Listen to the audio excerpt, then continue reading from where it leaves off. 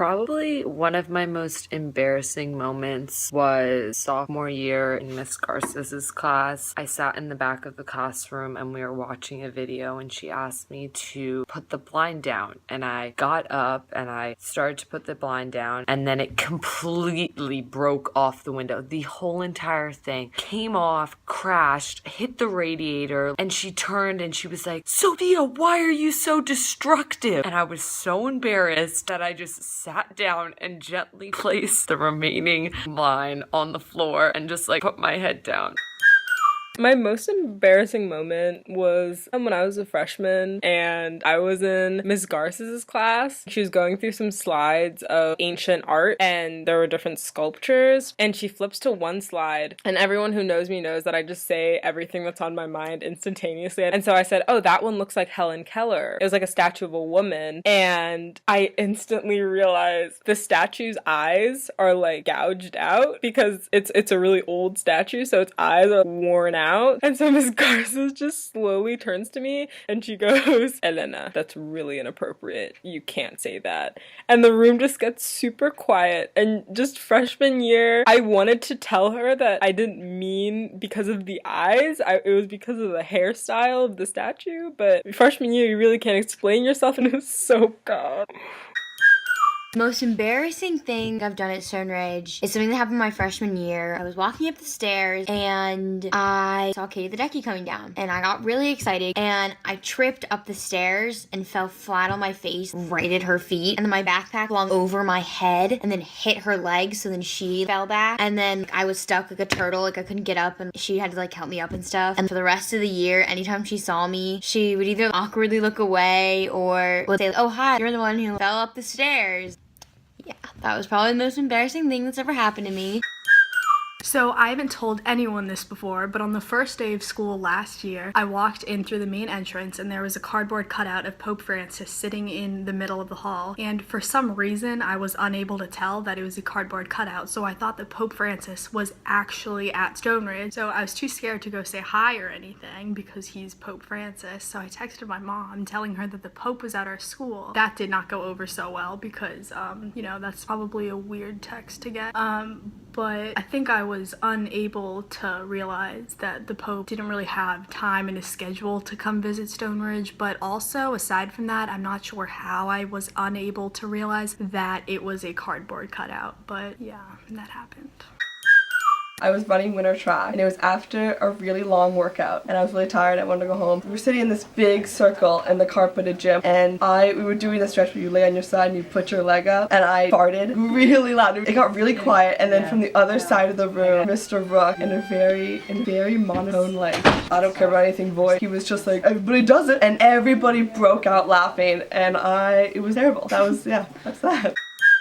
Freshman year, I had lost my headphones. I decided to send out a lost email. And so I send out the lost email, kind of condescending and like rude, basically kind of like accusing people of stealing it and being like, "Just give it back to me." And so after I sent it, I realized that I had all typos in it. And like a couple minutes after I sent out the email, I like find it while I'm studying in my room. And so I feel horrible because I just insulted people, insinuated that people were stealing from me, and had typos while doing all these things. So, I mean, I couldn't take it back. What was I supposed to do? So I just felt horrible. It was just a bad moment. So one time I was driving to school and a squirrel ran out on the road and I accidentally ran over it and I got really upset, and when I got to school I had a college meeting first thing in the morning and I cried about it in front of the college rep and everybody in my college meeting, and then I had apes later that day and I was really afraid that Miss Johnson was somehow going to find out and know that I killed an animal and be mad at me. I was a freshman and I wasn't doing the sport in the fall, so I got an email from Mr. Bryant, the athletic director at the time, and he said that we're doing Zumba. So I was like, wow, that's amazing. So I forwarded it to my mom, not knowing I had hit reply all. So I took a walk because that's what I did as a freshman. And when I came back, someone was like, you sent that email to the entire school. So I went into a state of panic and I hit my Google up. I typed in how to retract an email that you've sent before someone opens it, and like all of this like weird hacker stuff came up, and I'm like, well, I don't know how to do that, so that this is clearly irrelevant. So yeah, I just went to bed in tears because I was like, now everyone's gonna think I'm weird.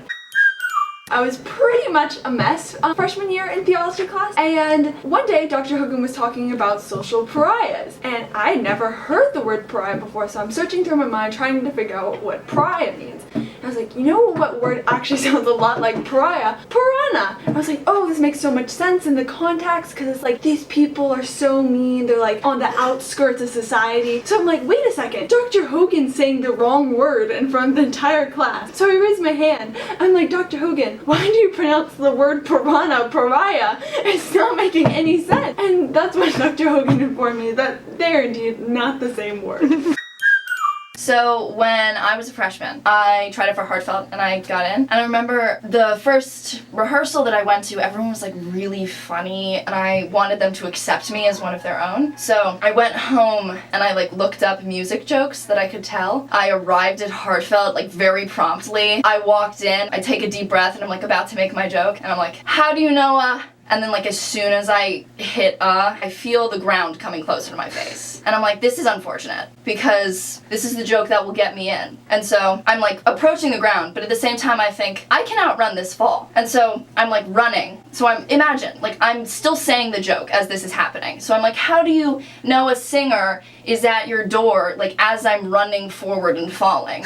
And so I'm like trying to hit the punchline, right? And so as soon as I get to the punchline of the joke, I'm like, cause they can't find the and I like hit the ground super hard. I was like turning so red, but I was like, I have to finish this joke. So as I like, my face is like throbbing and I like turn to look at all of these like really cool, talented singers. All of them are looking at me and they're like, are you okay? And instead of responding, like I'm still making the joke. I'm like, I can't find the key and I like can't get it out because I'm so disoriented. And one of them is like, do you think she has the concussion? I like didn't talk at the next like 4 heartfelt rehearsals.